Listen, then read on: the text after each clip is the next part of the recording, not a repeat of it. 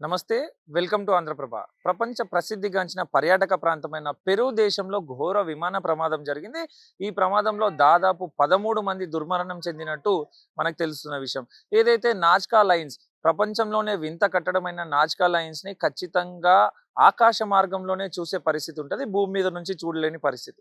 దాన్ని చూసే క్రమంలోనే పర్యాటకులతో ప్రయాణిస్తున్న ఒక చిన్న విమానం, ఏరోడినా విమానయాన సంస్థకి చెందిన ఒక చిన్న విమానం 13 మంది ప్రయాణికులతో ఆకాశ మార్గంలో ప్రయాణించడానికి టేకాఫ్ అయింది. టేకాఫ్ అయిన 5-10 నిమిషాలలోనే సిగ్నల్స్ కూడా కట్ అయిపోయాయని చెప్పేసి మనకు తెలుస్తున్న పరిస్థితి.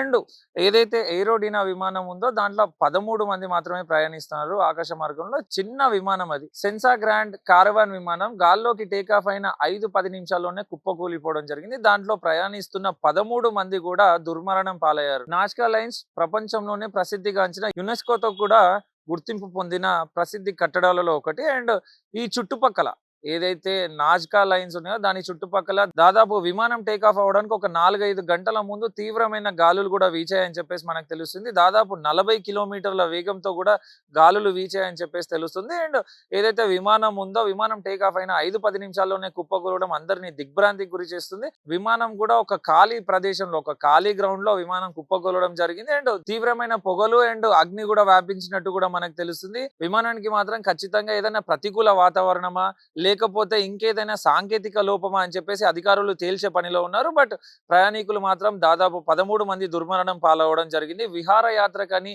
చాలా హ్యాపీగా గాల్లోకి ఎగిసిన విమానం కుప్పకూలుతుందని తెలియని పరిస్థితుల్లో కూడా ప్రయాణికులు ఉన్న పరిస్థితి, పర్యాటకులు ఉన్న పరిస్థితి. బట్ చూడాలి అక్కడున్న అధికారులు ఎంతవరకు నిజాలను తేలుస్తారు. విమానంలో లోపమా లేదా ప్రతికూల వాతావరణం వల్లనే ఇలా జరిగిందా, సిగ్నల్స్ ఎందుకు తెగిపోయాయి అనేసి కూడా విమానయాన సంస్థ గానీ అధికారులు కానీ తేల్చాల్సిన పరిస్థితి. బట్ చూద్దాం ఎంతవరకు నిజాలు బయటపడతాయి. అండ్ మృతులు ఎవరైతే ఉన్నారో వాళ్ళకు కూడా ఏమైనా పరిహారం దొరుకుతుందా లేదా అనేది కూడా వేచి చూడాల్సిన పరిస్థితి. కెమెరామెన్ నరేష్ తో మల్లేష్, ఆంధ్రప్రభ, హైదరాబాద్.